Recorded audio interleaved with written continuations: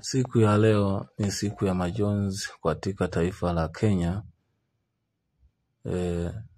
Mwandishi maarufu mashuhuri barani Afrika kutoka taifa la Kenya, Ngugi wa Thiong'o ametutoka.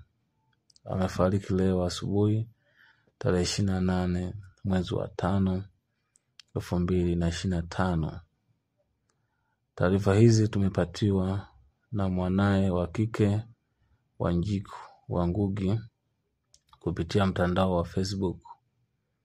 Tunasikitika sana sisi wa Tanzania kupoteza mwandishi mzuri kutoka Afrika.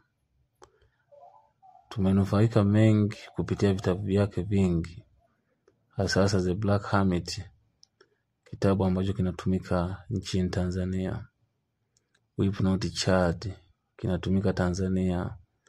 This Time Tomorrow pamoja na I Will Mail When I Want. Ngugi wa Thiong'o aliandika vitabu vingi vikielimisha jamii kwa ujumla.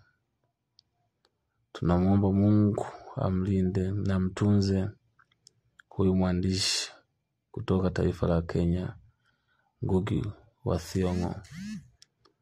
Lala kwa amani Ngugi wa Thiong'o. Lala kwa amani Ngugi wa Thiong'o. Tulikupenda ila Mungu akupenda zaidi.